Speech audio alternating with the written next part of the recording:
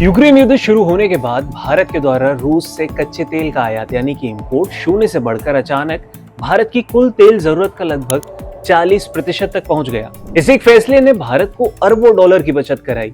लेकिन यही बात अब वॉशिंगटन में बैठे अमेरिकी सांसदों को खटक रही है। अमेरिका की संसद में एक नया बिल तैयार किया जा रहा है जिसका नाम है सैंक्शंस ऑन रशिया बिल। इसके शुरुआती ड्राफ्ट में एक हैरान करने वाला प्रस्ताव था। जो भी देश रूस से तेल खरीदेगा, अमेरिका उसके सामान पर 500% तक भारी भरकम टैरिफ यानी कि आयात शुल्क लगा सकता है। हालांकि ये कानून अभी लागू नहीं हुआ है और इसमें बड़े बदलावों की भी उम्मीद है, लेकिन इसने वैश्विक बाजार और भारत की चिंताएं जरूर बढ़ा दी।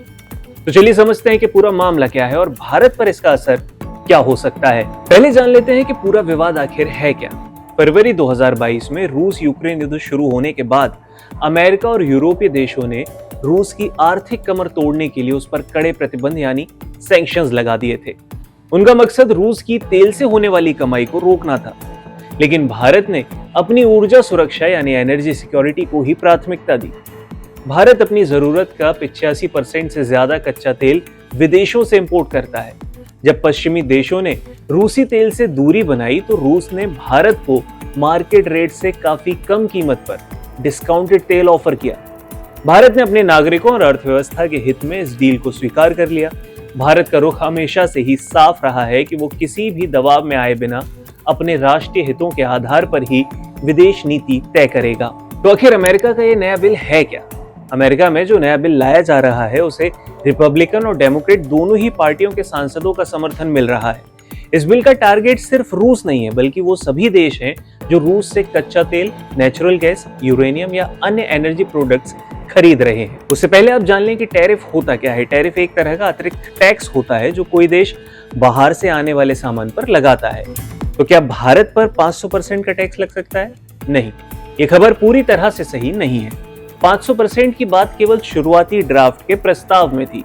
अमेरिकी मीडिया रिपोर्ट्स के अनुसार इसमें अंतिम ड्राफ्ट में इस सख्त प्रावधान को काफी हद तक कम या फिर बदला जा सकता है। ये बिल अभी सिर्फ एक प्रस्ताव है। इसे अमेरिकी संसद यानी वहां की कांग्रेस से मंजूरी मिलना और राष्ट्रपति के हस्ताक्षर होना भी बाकी है, इसलिए अभी भारत पर कोई नया टैक्स लागू नहीं हुआ है। ये पूरा घटनाक्रम ऐसे समय में हो रहा है जब डोनाल्ड ट्रंप की वापसी के बाद से अमेरिका की व्यापार नीति और भी ज्यादा आक्रामक और सख्त हो चुकी है। ट्रंप लंबे समय से अमेरिकी बाजार को बचाने के लिए टैरिफ को एक बड़े हथियार की तरह इस्तेमाल करते आए हैं। हालांकि इस नए बिल में एक बेहद महत्वपूर्ण रास्ता भी छोड़ा गया है जिसे स्ट्रेटेजिक वेवर कहा जाता है।